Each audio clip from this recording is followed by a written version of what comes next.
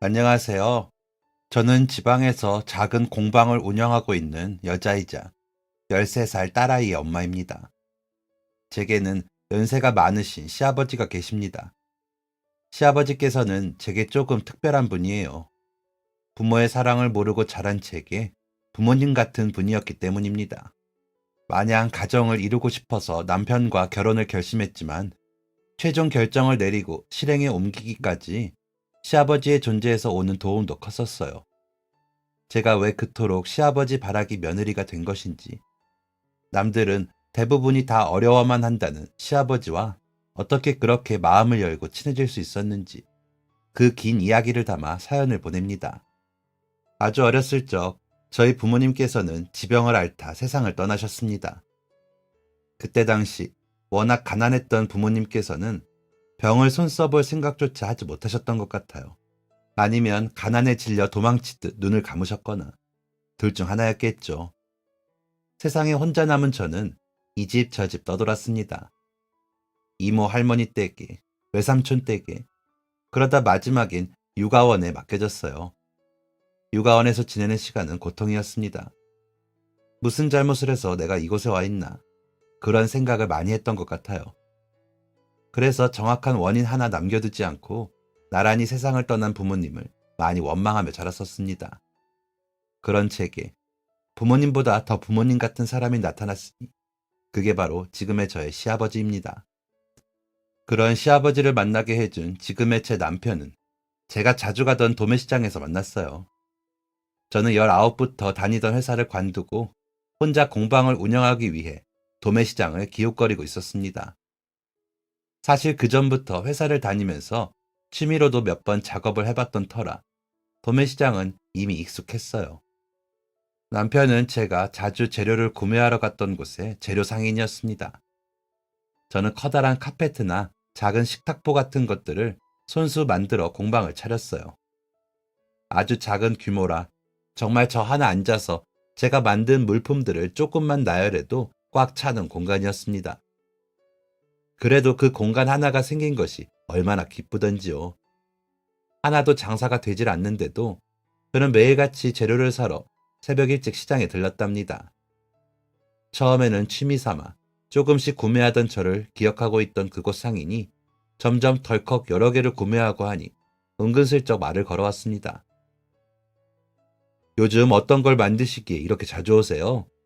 구매하시는 양도 부쩍 늘었고. 처음에는 그 말이 괜한 딴지를 거는 것처럼 느껴져 불편했었어요. 늘 혼자였고 사람들과 잘 어울리지 못하는 성격으로 커왔던 저는 어른이 되고 나서도 낯선 사람, 잘 알지 못하는 사람이 걸어오는 말들이 불편했었습니다. 회사 생활도 꾹 참고는 했지만 그런 것들이 늘 힘들었었고요.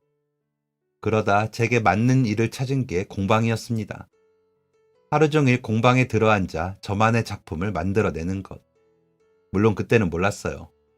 만들어 놓기만 하면 사람들이 알아서 사가는 줄 알았던 멍청한 시절이었음을 아주 인정한답니다. 그래서 그런 성격 탓에 그 상인이 걸어오는 말이 괜히 불편했었어요. 소심하고 경계심 많던 제 성격은 곧 그래서 사지 말라는 건가? 하는 반발심을 만들어냈었죠. 뚱하니 서서 아무 대꾸도 하지 않고 결제한 영수증을 기다리고 서 있는 제게 그 남자는 성격 좋은 웃음을 지으며 비닐봉투 하나를 내밀었습니다. 이게 뭐예요? 잔뜩 경계한 불편함이 고스란히 드러났을 제 표정을 보고도 남자는 눈 한 번을 깜빡하지 않더군요. 그러면서 서비스라고 한마디를 남기는데 그 모습이 정말 불편하고 싫으면서도 이상하게 마음이 갔습니다. 마음이 갔다고 하기보다 신경이 쓰였다고 하는 것이 그때 당시에 제 생각과 더 가까울지 모르겠네요. 지금 생각하면 저는 틀림없이 그 순간부터 그 남자에게 마음이 갔던 것이지만 말이에요. 정말 창피한 이야기지만 그 후로 저는 그 남자가 있는 도매상에 가지를 못했습니다. 그냥 다른 이유는 없었어요. 제게 아무렇지 않게 불쑥 아는 체를 해오던 그 남자가 불편해서였습니다. 서비스라고 비닐봉투에 넣어주었던 것은 심지어 바카스였어요. 사실 그때 그 바카스에 대해 멋대로 의미 부여를 했던 것 같아요. 후에 남편에게 물어보니 아무 의미 없었다는 말에 정말 부끄러웠었던 기억이 있어요. 그렇게 처음 며칠은 그게 신경 쓰여서 매장에 가지 못했고, 다음 며칠은 더 재료를 살 필요가 없어져서 매장에 가지 못했습니다. 아무것도 하지 않고 카페트만 주구장창 만들고 있으니 손님이 찾아와 줄 리 만무했거든요. 쌓여가는 카페트를 보며 좌절해야 했어요. 내 성격에 안 맞는 일이었구나. 포기가 답이라고 생각하면서도 어떻게 포기해야 할지 막막했죠. 그러던 중 버스 정류장에서 우연히 그 남자를 마주치게 되었습니다. 사실 그 사람이 정류장에 서 있는지도 몰랐었어요. 그런데 누가 대뜸 귀 옆에다 대고 "어, 맞죠?" 하고 소리치기에 고개를 돌려보니 그 남자가 서 있는 거예요. 당황하며 얼굴이 순식간에 새빨갛게 물들었습니다. 남자는 물었어요. 요즘 왜 매장에 오지 않는 것이냐고요. 사실 가장 가까운 대답은 당신이 불편해서요가 맞겠지만 그 말을 직접 할 수 있는 성격이 아니었습니다. 그래서 그냥 장사가 안 되어서요 하고 진실뿐인 거짓말을 내뱉었어요. 그랬더니 남자가 손뼉을 한번 짝 부딪히고는 장사하시는 줄 몰랐다고 말하더군요. 근데 그 말을 끝으로 버스가 도착할 때까지 한참 생각에 잠겨 있더라고요. 그러고는 제가 타는 버스를 따라 타면서 자기가 공방에 가보아도 되냐고 물어왔습니다. 솔직히 거절할 틈도 없었어요. 얼른 버스에 올라야 했으니까요. 얼떨결에 남자와 함께 버스에 올라타서 내가 공방하러 가는 건 어떻게 알았느냐 물으니 남자는 제 손을 가리켰습니다. 그러고 보니 제 손에는 온통 공방 가서 작업할 미완성 제품들이 들려 있었어요. 제가 당황하자 남자는 웃으며 어깨를 으쓱했습니다. 저 눈썰미 좋죠? 그때 그 사람의 한쪽 뺨에 작은 보조개 하나가 쏙 들어가는 것을 보았어요. 대화 한마디 섞을 일 없던 재료 상인의 얼굴을 그리 길게 쳐다본 것은 그때가 처음이었습니다. 자기 얼굴에 뭐 묻었냐며 능청을 떨던 남자가 얼마나 얄밉던지요. 결국 못 이기는 척 공방에 그 남자를 데려가고 말았습니다. 상가 가장 구석진 자리. 오가는 사람의 발길도 드문 조용한 공방. 저도 문제점은 어느 정도 알고 있었지만 다른 사람의 입을 통해 들으려니 긴장이 되었어요. 하지만 장사가 왜 안 되는지 자기가 한번 봐주겠다는 남자는 한눈에 보이는 단점을 말하지는 않고 엉뚱한 소리를 해댔습니다. 우와, 이거 진짜 직접 만든 거예요? 너무 예쁜데요. 이렇게 작은 공간에 이런 인테리어가 되다니 대단해요. 싱거운 소리였지만 그 말이 어쩐지 힘이 되더군요. 훗날 저는 남편이 나쁜 소리를 전혀 할 줄 모르는 사람이라 단점보다 장점만 늘어놓았다는 것을 알게 되었지만 남편이 돌려 말했던 그 아무것도 아닌 인사치레 같은 말이 제게는 결론적으로 큰 힘이 되었답니다. 저희가 가까워지게 된 것은 공방을 다 둘러보고 돌아서던 그 사람의 한마디 덕분이었어요. 장사 될 때까지 우리 집 재료는 무상으로 드릴게요. 얼토당토 않는 소리였습니다. 저는 심지어 뻔뻔하게 그걸 진짜로 받아낼 인간도 못 되었고요. 왜 저한테 그러시냐는 말에 그 사람은 말했었어요. 그냥 그러고 싶다. 라고요. 그 말이 사람을 그렇게 편하게 해주는 말인지 몰랐었습니다. 그 후 다시 찾은 도매시장에서 남자는 자기가 고민을 더 해봤다며 이야기를 꺼냈어요. 남자는 제게 이 자리는 별로예요. 라는 말 대신 저 자리는 어떨까요? 라고 말했고 이렇게 두니 산만하고 정신없어요. 라는 말 대신 이건 이래서 예쁘고 저건 저래서 예쁘니 이렇게 정리해서 두면 어떨까요? 라고 말했습니다. 그런 섬세한 모습에 마음이 가지 않을 사람은 없을 거예요. 저는 그렇게 그 남자에게 마음을 주었고 1년 동안 그런 묘한 짝사랑 같은 지인관계로 지냈다 5년의 연애를 하고 30을 앞두고서야 결혼을 하게 되었습니다. 시아버지와의 첫 만남은 결혼을 하기 훨씬 전이었어요. 공방도 장사가 조금 됐고 해서 기쁜 마음으로 남자친구의 매장에 발걸음했는데 자리를 지키고 있어야 할 남자친구 대신 웬 낯선 아저씨가 저를 맞이하였습니다. 사장님은요? 하고 묻는 저를 그 아저씨는 참 이상하다는 눈빛으로 쳐다보셨죠. 그때 어쩐지 대답을 하지 않는 아저씨의 뒤로 어딘가 다녀온 듯한 남자친구가 모습을 드러냈습니다. 왔어? 우리 아버지이셔. 그 말에 저는 돌덩이처럼 그 자리에 굳어버렸었습니다. 얼른 안녕하세요. 저는 이동수 여자친구 박민지입니다. 하고 씩씩하게 인사를 드려야 했는데 바보처럼 굳어버린 거예요. 저 아가는 누구냐? 시아버지께서는 그때부터 저를 아가라고 부르셨답니다. 사람마다 다르겠지만 저는 그 단어가 다정하고 좋더라고요. 훗날 왜 저를 아가라고 부르셨던 것이냐 여쭈니 그냥 제가 너무 작고 말라서였다고 하시더군요. 나중에는 못 먹고 자란 걸 알게 되시고 그게 안쓰러워 아가라고 부르게 되셨다고요. 어찌되었든 제게 아가라고 불리는 일은 그 말에 담긴 따뜻함에 절로 미소가 지어지는 일이었습니다. 남편은 6남매 중 막내였어요. 그래서 아버님께서도 저를 더 귀여워해 주셨던 것 같아요. 부모님께 받지 못했던 사소한 관심과 애정들을 그때 당시 시아버지께 참 많이 받았었습니다. 과분한 일이었고 정말 감사했지만 처음부터 마냥 좋지만 않았습니다. 앞서 말했듯 저는 굉장히 소심한 성격이었고 시아버지께서 친해지려 장난을 거시는 것을 하나도 받아들이지 못했기 때문이었죠. 하지만 시간이 흐를수록 제 속으로 점점 아버지가 계셨으면 이런 느낌일까? 하는 생각이 들어서 그리 대해주시는 시아버지께 저 또한 딸 같은 며느리가 되어드리고 싶어졌습니다. 그런데 사실 딸처럼 구는 법을 모르겠더군요.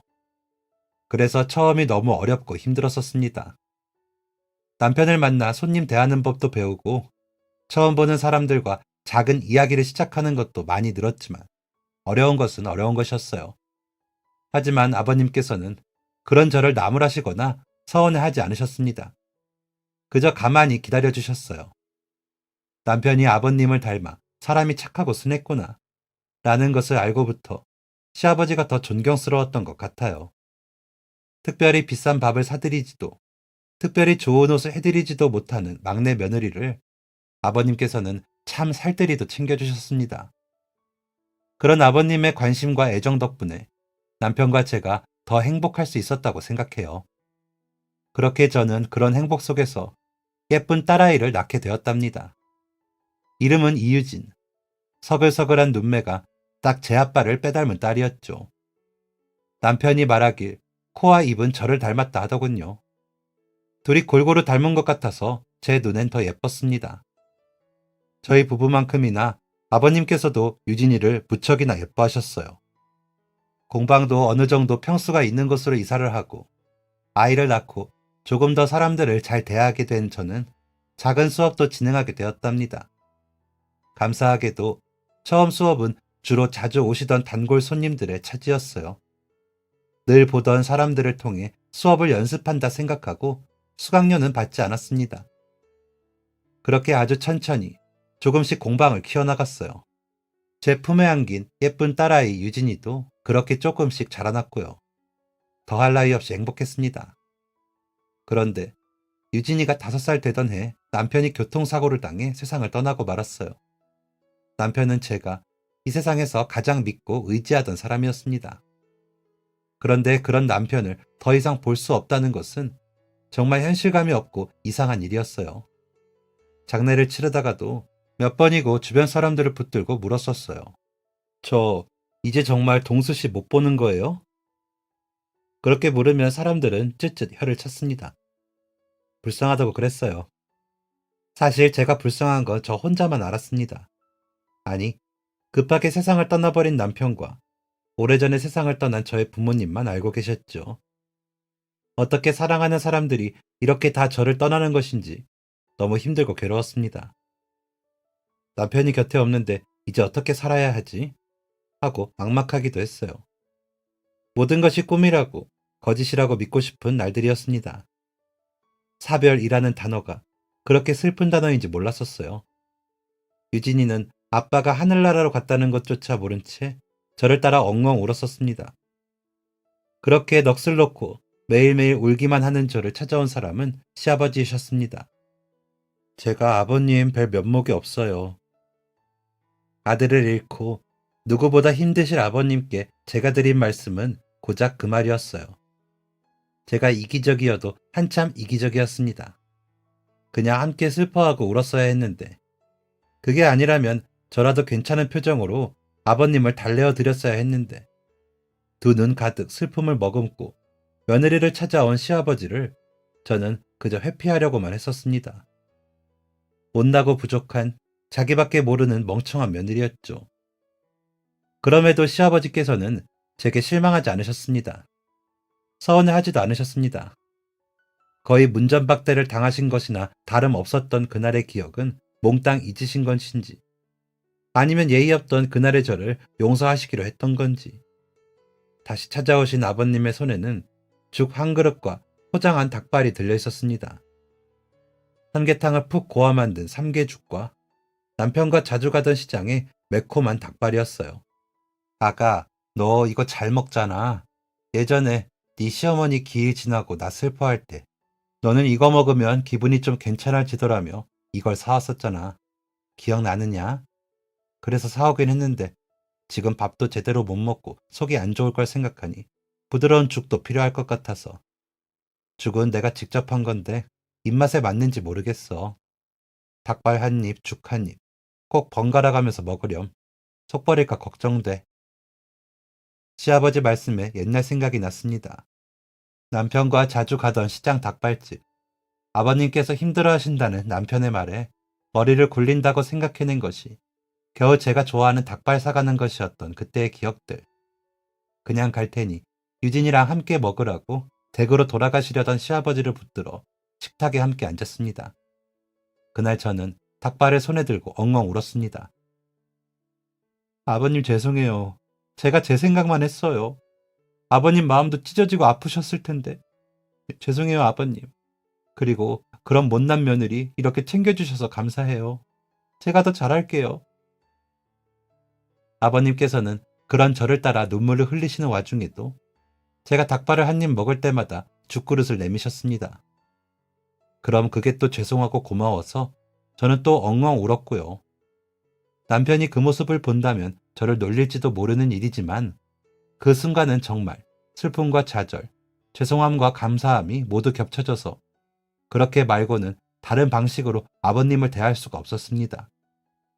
그렇게 세상에서 가장 큰 슬픔을 맛보면서도 가장 이상하고 특이한 행동을 할 수밖에 없었던 시아버지와 저는 남편 없는 세상에 덩그러니 남겨짐을 인정하고 받아들이게 되었습니다. 아버님의 애정이 담긴 삼계죽은 유진이와 함께 단 한 방울도 남기지 않고 싹싹 긁어먹었답니다. 남편의 빈자리는 하루에도 수백 번 불쑥불쑥 저를 찾아왔습니다. 그게 너무 힘들고 괴로워도 그럴 때마다 유진이와 아버님을 생각했어요. 아버님께서 저를 슬픔의 구렁텅이에서 끄집어 내어주신 만큼 저 역시 남은 생에 아버님께 좋은 며느리가 되어드리고 싶었습니다. 어쩌면 정신을 못 차리는 저를 돌보아 주시느라 정작 당신 몸 하나, 마음 하나 제대로 추스르지 못하셨을 것이라는 생각에 뒤늦은 걱정도 밀려왔어요. 그래서 그때부터 더 시아버지를 걱정하고 챙기기 시작했던 것 같습니다. 죄송하고 고마웠던 그때가 계속 생각나서 말이에요. 아버님과 저, 유진이는 그렇게 남편의 빈자리를 서로 간의 애정으로 조금씩 채워나가며 여전히 서로에게 가장 가까운 가족으로 시간을 보냈습니다. 남편이 세상을 떠난 지 3년, 이제는 떠난 날을 기리며 조용히 서로의 얼굴을 보고 웃을 수 있는 때가 되었어요. 아버님께서는 그해 초부터 유진이 장난감이라도 책가방이라도 하나 더 직접 사주고 싶다시며 꽤 오래전부터 고민하시던 경비일을 시작하셨답니다. 유진이는 여전히 그런 할아버지를 좋아하는 손녀였고 아버님 역시 여전히 저희 딸을 사랑하셨어요. 그걸 지켜보는 저는 남편의 목까지 웃어보려 늘 애를 썼습니다. 애쓴 만큼 유진이는 잘 자라주었어요. 그렇게 저희 딸 유진이가 초등학교 1학년이 되었을 때의 일입니다. 그날은 마침 유진이네 학교가 임시 휴일이라 할아버지 만나러 가자 하는 말에 이끌려 아침부터 도시락을 쌌었답니다. 그렇게 시아버지와 딸 유진이가 제일 좋아하는 유부초밥을 한가득 도시락에 만들어 챙기고 딸과 함께 도시락을 전해주러 가게 되었죠. 아버님께서 일하시는 아파트 경비실에 몰래 찾아가 소소한 깜짝 이벤트를 해드릴 계획이었습니다. 유진이는 할아버지랑 함께 유부초밥을 먹는 게 너무 좋다며 신이 났었어요. 저도 그런 유진이의 손을 잡고 시아버지의 경비실로 향하는 발걸음이 가벼웠습니다. 늘 궁금하기도 했었어요. 한 번도 근무하시는 아파트로 직접 찾아간 적이 없었기 때문이었죠. 그렇게 근무하신다던 경비 초소가 저 멀리 시야에 들어올 무렵 근처에 서 계시는 아버님이 보였습니다. 얼른 다가가 저희 왔어요 하고 놀라게 해드리려다가 아파트 주민과 대화를 나누고 있는 것 같기에 행여 일하시는데 방해가 될 것 같아서 딸 손을 붙들고 잠깐 멀리서 기다렸어요. 그런데 얼마 지나지 않아 한 여자의 높은 언성이 들려왔습니다. 놀라서 바라보니 아파트 주민에게 따귀를 맞고 있는 시아버지가 보였어요. 힘껏 올라간 손에 철썩하고 따귀를 때리는 소리가 들려오자 심장이 쿵 하고 바닥에 떨어지는 것 같았습니다. 놀라고 화가 나서 유진이의 손을 붙잡은 손이 덜덜 떨려오는데 아이가 먼저 할아버지! 하고 외치며 달려갔습니다. 저도 화가 나서 아이를 따라 달려갔어요. 감히 누구에게 손찌검을 한단 말입니까? 당장이라도 머리 끄덩이를 붙들고 혼쭐을 내주리라 그 짧은 순간 다짐했었습니다. 그런데 그때 시아버지의 따귀를 때렸던 그 몰상시간 아파트 주민이 제 딸아이를 보고 얼굴이 새하얗게 질려서는 벌벌 떨기 시작하는 것입니다. 죄송합니다. 벌벌 떠는 것도 모자라 제게 꾸벅 고개를 숙이며 사과를 하기까지 하는 그 아파트 주민에게 뭐 하는 짓이냐고 따져 묻기도 전에 얼굴이 어딘가 익숙하다는 느낌이 들었습니다. 어디서 봤지? 묘한 기분이 들려던 찰나 유진이의 말에 기가 막혀서 넋을 놓고 말았어요. 선생님, 왜 우리 할아버지 때려요? 시아버지께 손찌검을 한 여자는 바로 유진이네 담임 선생님이었습니다. 저도 입학식에서 얼굴을 본 적이 있기 때문에 낯이 있게 느껴졌었나 봅니다. 그 여자가 벌벌 떨던 이유는 다름 아닌 자신의 직책 때문이었던 것이었습니다. 선생이라는 직업을 가지고 자신보다 약한 사람에게 손을 올려 따귀를 때린 것도 모자라 하필 그것을 같은 반 학부형에게 들키고 말았으니 심지어 자신이 때린 사람이 자기가 가르치는 학생의 가족이었다니 두려웠겠죠. 그 일이 학교에 알려지기라도 한다면 자신이 입장이 곤란해질 테니 말입니다. 왜 우리 할아버지를 때리느냐는 유진이의 말에 여자는 아무 말도 하지 못하고 그저 기계처럼 죄송합니다 하는 말을 반복할 뿐이었습니다. 그게 짜증이 났던지 유진이가 목에 핏대를 세우며 곧 울음 터뜨릴 기세로 선생님, 왜 때렸냐고요? 하고 소리를 지르니 시아버지께서 그런 딸아이의 손을 잡아 어깨를 토닥이셨습니다. 세상 그 어떤 인간도 누군가로부터 하대받거나 손찌검을 당해야 할 이유가 없거든요. 그리고 저희 시아버지께서는 더욱이 누군가에게 그런 일을 당하실 분이 아니었습니다. 대체 무슨 일이 있었기에 자기보다 훨씬 연세 높은 어르신에게 손찌검을 한단 말입니까? 유진이가 묻는 말에는 대꾸도 하지 않은 채 저를 향해 죄송하다고만 하는 그 모습이 그저 가식적으로만 느껴졌어요. 그래서 저도 그 여자의 말에 들은 척도 해주지 않고 시아버지의 얼굴을 살피었습니다. 손이 얼마나 매웠는지 아버님 얼굴이 붉게 부풀어 오르고 손톱에 긁혀 상처까지 나 있었습니다. 아버님, 괜찮으세요? 일단 저쪽으로 저랑 같이 가세요. 가방에 가지고 다니는 연고가 있으니 그거라도 우선 발라드릴게요. 유진이가 늘 어디 가서 다치기 일수라 핸드백 속에 늘 연고를 가지고 다니던 때였습니다. 속이 상해 미칠 것 같았어요. 안 그래도 유진이 용돈 주시겠다는 핑계로 경비 일을 하시는 게 내내 마음에 걸렸었는데 만류에도 고집에 하시겠다고 하시니 며느리 된 도리로 속이 상했었는데 그 일을 하시다 이런 일까지 당하시니 머리 뚜껑이 열리기 직전이었죠. 누구든 제 마음을 공감하시리라 생각합니다. 모르는 사람이 그런 일을 당해 뉴스에 나와도 화가 나는데 제 가족을 건드리는 사람을 세상 그 누가 용서할 수 있겠습니까? 그렇게 시아버지를 모시고 경비실 쪽으로 향하려 하자 여자가 제 팔목을 붙들어 왔습니다. 저기 유진이 어머님 정말 죄송합니다. 유진이 할아버지 되시는 분인 줄 몰랐어요. 죄송해요. 그래도 최소한의 양심이 있는 사람이라면 사과를 할 때 이런 말이 먼저 나와서는 안 되지 않은가요? 사과하는 이유가 여자의 입을 통해 드러나니 더 화가 났습니다. 저는 쳐다보기도 싫은 그 얼굴을 쌩하고 돌아보며 말했어요. 저희 아버님이 아니라 다른 분이라면 그런 식으로 때리고 하셔도 된다는 뜻이에요? 당신 학교 선생 아닌가요? 손찌검했어야 할 만한 타당한 이유가 있었다고 한다면 들어는 드릴게요. 말씀해 보세요. 뭐 때문에 이 밝은 대낮에 사람들 다 보는 아파트 주차장에서 경비로 일하시는 저희 아버님께 손을 들었는지. 너무 화가 나서 되도록이면 대화를 섞고 싶지도 않았지만 그런 식으로 나오니 터져 나오는 말이 참아지지도 않더군요. 목구멍까지 심장이 튀어올라와 큰 소리를 내며 펄떡이는 것 같은 기분이 들었습니다. 살면서 누군가에게 그렇게 화가 나본 것은 처음이었어요. 여자는 고개를 푹 숙인 채 중얼중얼 들리지 않는 소리로 대답을 하기 시작했습니다. 워낙 작은 목소리라 뭐라고 하는지 잘 들리지도 않았어요. 그러고 서 있는 1분 1초가 아까웠지만 그래도 유진이 담임이니 한 번은 이유라도 들어보자고 애써 눈을 꼭 감았습니다. 그런데 개념이 없으면 눈치라도 있어야 한다고 했던가요? 몰상식한 행동 뒤에 여자가 변명이라고 꺼내놓은 말들은 저를 더 화나게 만들었습니다. 그게 사실 저희 아파트는 원래부터 경비원들이 집에 쓰레기도 버려주고 하거든요. 몇 달 전에 일하던 경비원은 그런 걸 잘했어요. 근데 제가 어제 분명히 미리 집 앞에 내놓을 테니 버려달라. 손님 오니까 치워달라 말해뒀었는데 안 버린 거예요. 분명 제가 미리 말했었는데. 저도 답답한 마음에 그만. 때린 건 죄송합니다. 그래도 저희 아파트에 정해진 서비스 같은 것이기도 했고 해야 할 일 제대로 못하신 건 그분이에요. 그건 알아주셨으면 해요. 때린 건 다시 한번 죄송하고요. 그리고 학교에는 말씀하지 않으실 거죠? 여자가 처음 꺼내놓은 첫 마디부터가 문제였습니다. 원래부터 경비원에게 쓰레기를 버려주게 요청하다니요. 그래도 같은 인간으로서 어디까지는 이해해보려고 해도 이건 너무 상식밖의 사고방식이었어요.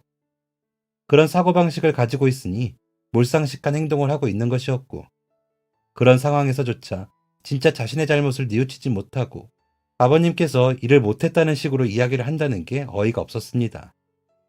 게다가 학교 이야기까지 하는 모습에 차분히 이야기를 들어보려고 했던 마음이 싹 사라지고 말았어요. 더 참아주고 싶지 않았습니다. 저기요, 경비원이 당신들 심부름하려고 출근하는 줄 알아요? 사람 위에 사람 없고 사람 아래 사람 없는 거예요. 지금 학교에 이야기할까 그게 걱정이에요? 정말 뭐가 먼저인지 무슨 잘못을 저질렀는지 전혀 모르시네요. 화가 나서 생각나는 대로 말을 막 뱉었습니다. 그리고는 핸드폰을 꺼내어 당장 경찰에 전화를 걸었어요.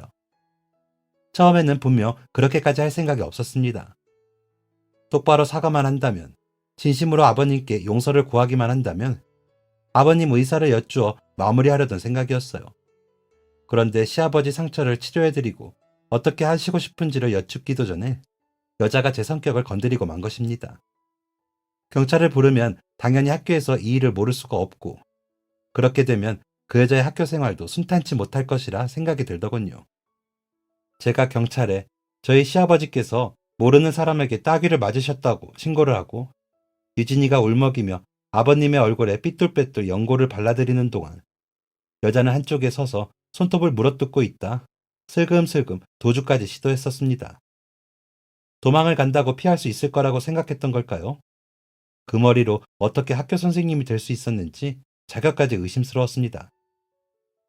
도망이라도 가시게요? 여기 아파트 CCTV며 주차된 차량들 블랙박스에 얼마든지 당신이 우리 시아버지께 손찌검한 증거는 남아있어요. 심지어 저는 당신이 누군지도 알고 있는데 도망간다고 이 일을 피할 수 있을 거라 생각하세요? 더 취해지기 전에 그냥 처벌 받으세요. 이미 늦었어요.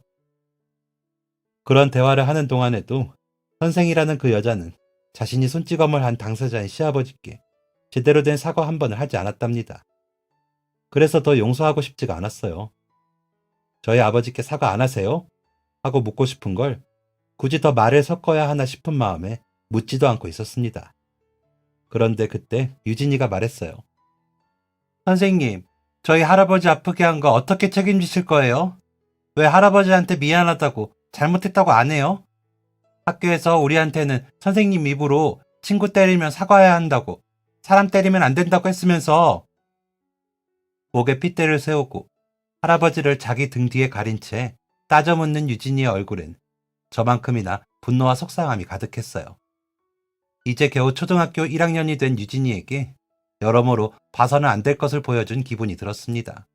작은 덩치로 당신 앞을 가로막고 서서 선생님을 향해 따박따박 따지고 드는 유진이를 아버님께서는 꼭 끌어안고 어깨를 토닥이셨습니다.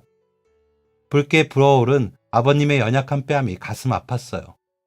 연세가 있어 이제 상처는 잘 아물지도 않고 당신이 좋으셔서 한여름이며 한겨울에도 굳이 경비 일을 하시겠다 하더라도 늘 고우셨던 피부였습니다. 그런데 그런 얼굴을 감히 다치게 하다니 남편 생각이 절로 들었습니다. 그 모습을 봤다면 멀리서 얼마나 속상하고 가슴이 미어졌을까요?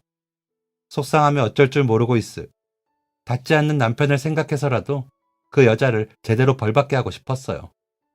유진이의 악에 바친 항의에 그 여자는 입을 꾹 닫아버리더군요. 맞는 말만 하는 유진이에게 할 말이 있겠냐 싶냐마는 왠지 그 표정을 보아하니 지금 상황보다 그 다음 상황을 더 걱정하는 눈치였습니다. 경찰이 오고 학교에 알려지면 자신은 어떻게 될까 걱정하는 것이 눈에 보이니 제법 많이 괘씸하더군요. 그래서 유진이를 토닥이는 아버님께 다가가 여쭈었습니다. 아버님, 뺨이 많이 부어서 어떡해요. 저 정말 속상하고 너무 죄송해요. 그동안 아버님께서 이런 일을 겪으실 거라고는 생각조차 못했었어요. 또 이런 일이 있진 않으셨어요? 무조건 확인해야 했습니다. 여자가 했던 말처럼 아파트 자체가 경비원을 심부름꾼 부려먹듯 하는 곳이라면 그것까지 바로잡아야 속이 편할 것 같았기 때문이었어요. 그리고 혹여 저 여자의 손찌검이 처음인지 처음이 아닌지도 중요한 문제였고요. 아버님께서는 애써 미소 지으시며 화나고 속상한 마음에 소매 아래로 덜덜 떨리는 제 손을 어떻게 알아채시고 꼭 잡아주셨습니다. 아가, 내가 미안하다. 너하고 유진이한테 괜한 모습을 보여서 걱정이나 하게 만들고. 그런데 아가, 오늘은 나도 처음 있는 일이라 좀 멍청하게 맞고 서 있었어도 너희 시아버지가 그리 만만하게 살고 있지는 않으니 걱정 덜어도 된단다. 유진이 선생이라는 저 사람은 그리 말했지만 다른 주민들은 전혀 그런 것 없이 잘해주고 계셔. 걱정하게 해서 정말 미안해. 당신께서도 놀라고 당황하셨을 텐데, 맞은 부위가 쓰라리고 속상하실 텐데, 며느리 앞이고 손녀 앞이라고 애써 괜찮다 하시는 그 모습이 정말 마음 아프더군요. 저는 아버님께 그래도 도저히 아버님 얼굴에 손을 댄 저 여자를 용서할 수가 없어 경찰을 불렀다고 말씀드렸습니다. 그리고 경찰서에 가거들랑 저 여자가 선생님이라는 이름으로 아이들을 가르치는 일을 더 이상 할 수 없도록 할 것이라고도 말씀드렸어요. 누군가를 가르칠 자격이 없다 생각했습니다. 그리고 그건 저 혼자 판단하고 그치는 것이 아니라 경찰과 학교의 도움을 받아 잘못을 따져 묻고 그들도 판단할 수 있도록 하고 싶었어요. 가장 걱정하는 부분이 학교였으니 그 상황에서 제 눈치를 보며 사과를 했던 것이겠죠. 그걸 알고 나니 가장 적절한 처벌은 더 이상 학교 일을 할 수 없는 것이라는 생각이 들었습니다. 아버님께서는 그 여자를 한번 쳐다보셨다가 여전히 품에 안긴 채 할아버지를 걱정하며 눈물을 뚝뚝 흘리고 있는 유진이를 한번 보셨어요. 그러고는 조용히 고개를 끄덕이셨습니다. 곧이어 경찰이 도착했어요. 관심 없던 사람들이 경찰차가 들어서자 335 모여들었습니다. 그렇게 함께 경찰서로 향하는 동안에도 여자는 끝까지 황당한 헛소리를 하더군요. 유진이 어머니, 유진이도 있는데 경찰서까지 가는 건 교육상 좋지 않을 것 같은데요. 그리고 제가 여자고 연약한데 솔직히 이 손으로 때려봤자 아프면 얼마나 아팠겠어요. 그렇게 심하게 때린 것도 아닌데. 그래도 아무튼 용서를 구하고 싶습니다. 정말 이게 학교에 알려지기까지 할 일인지. 물론 죄송하긴 하지만 어머님께서 예민하신 것 같아요. 유진이 생각도 해주세요. 그 말을 들었을 땐 이 여자가 진짜 제정신이 아니구나 하는 생각이 들었습니다. 정상인이라면 그때 그 상황에서 그런 말을 도저히 할 수 없다고 생각했기 때문이었죠. 시아버지께서는 그 여자가 경우 없이 휘두른 손바닥에 얼굴에 상처까지 난 상황이었습니다. 그런데도 심하게 때리지 않았다는 둥, 제가 예민하다는 둥, 심하게 때렸건 그러지 않았던 건 간에 행동 자체가 잘못되었다는 생각을 못하는 것이 분명했어요. 그리고 나쁜 짓 하면 경찰서 가는 게 당연한 건데, 나쁜 짓 하면 경찰서 가서 벌 받는 게 당연한 건데, 선생님, 저희 엄마가 예민한 게 아니고요. 선생님이 저희 할아버지 아프게 하고 잘못했으니까 경찰서 가서 벌 받아야 하는 거잖아요. 제 아이라서가 아니라 이렇게 똑부러지게 말하는 유진이에게 경찰서를 가게 하는 것이 교육상 좋지 못하다는 말이나 하는 사람을 더 선생이라고 보기 어려웠습니다. 오히려 유진이는 그런 상황 자체를 충격받거나 두려워하지 않고 때리는 건 나쁜 것, 나쁜 짓을 했으니 경찰서에서 벌 받는 것, 이라며 배운 것들을 되짚어갔어요. 그런 유진이가 기특하다는 생각이 드니 더 저런 여자에게서 뭔가를 배우게 둘 수 없다는 마음이 들었죠. 그런데도 조사를 받는 동안에 여자는 내내 불편하다는 듯한 태도를 보였습니다. 한편으로는 이해가 되지 않기도 했어요. 진심으로 뉘우치는 모습이라도 보여주는 게 더 좋은 행동 아닌가? 그걸 몰라서 계속 삐딱하게 나오는 건가? 아무렴 더는 저와 상관없는 일이었지만요. 이야기를 쭉 듣던 경찰관이 마지막으로 피해자분께 제대로 사과할 마음이 있느냐고 여자에게 물었습니다. 그랬더니 그제야 여자가 무언가 깨달았다는 듯 아버님을 향해 고개를 조아렸습니다. 죄송합니다. 정말 죄송합니다. 아버님의 따귀를 때린 여자로부터 그렇게 뒤늦게 사과를 받게 되신 것입니다. 별 내용 없는 사과를 가만히 듣던 아버님께서는 그 여자에게 이렇게 말씀하셨습니다. 살면서 나 같은 사람 또 만나거든. 그땐 절대 그러지 마요. 그 한마디에 눈물이 날 것 같다가도 이상하게 속이 후련했어요. 원체 나쁜 말을 못 하시던 분이었습니다. 그 정도면 정말 속 시원하게 말씀하신 것이었어요. 경찰서에서 한참 조사 아닌 조사를 받는 동안 유진이는 어느 경찰관분의 친절로 한쪽 테이블에서 퍼즐놀이를 했습니다.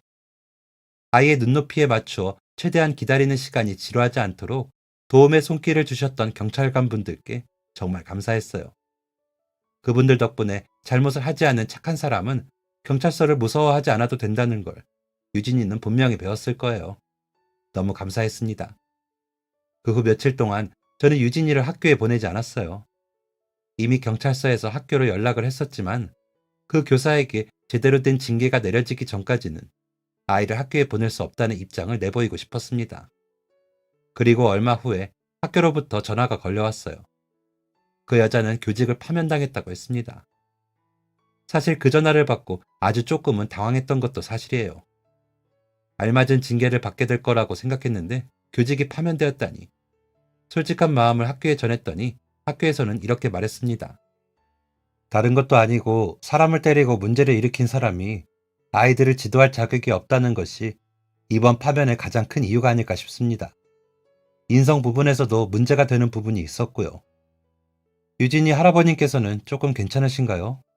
그 일로 심적으로 불편함을 겪고 계시진 않을지, 저희 학교 교사의 비도덕적인 행동으로 인해 여러 가지로 힘들게 해드린 것 같아 사과 말씀 드립니다. 유진이는 그 일이 있은 후부터 매일같이 시아버지께 전화를 드리고 있습니다. 무슨 일이 있어도 할아버지 오늘은 무슨 일 없으셨는지, 선생님이 괴롭히진 않았는지 직접 여쭈어야겠다는 것이 유진이의 의견이었어요. 그 귀여운 고집에 시아버지께서도 그날의 나쁜 기억이 조금 흐려진 것 같았습니다. 그 여자가 교직에서 파면당했다는 전화를 받았던 그날, 유진이는 할아버지와 통화를 하고 왔다며 제게 소식을 전했습니다. 할아버지, 이제 아파트에서 일 안 한대. 그 말에 깜짝 놀라 제가 다시 전화를 걸었었어요. 아버지께서는 저와 유진이가 걱정하는 것이 무엇인지 알아 더는 경비 일을 하고 싶지 않아지셨다며 당분간 백수로 지내다 또 궁금한 일이 생기면 도전해보고 싶다고 하셨습니다. 그러면서 작은 목소리로 유진이가 자기 용돈 필요 없으니 할아버지 맛있는 거 많이 사드시라는 말 하더라며 혹시 제가 아이한테 시킨 거냐고 물어오셨어요. 그 말을 듣고 저도 깜짝 놀랐습니다. 이제 초등학생이긴 해도 그 작은 아이가 어떻게 그런 말을 하는지, 할아버지께서 자기 용돈 주시려 경비일 하시는 건 또 어떻게 깨달았는지 신기하면서도 놀라웠습니다. 그리고 웃음이 났어요. 그 말씀을 하시던 아버님의 목소리에 참을 수 없는 웃음이 피어나고 있었기 때문입니다. 아버님께서는 제게 말씀하셨습니다. 아가, 네가 아니었으면 아들놈 그리 먼저 보내고 내가 이리 웃을 일이 있었겠느냐. 고맙다. 내가 전생에 나라를 구했지 싶어. 그 말씀에 또 남편 생각에 눈물이 금세 차올랐어요.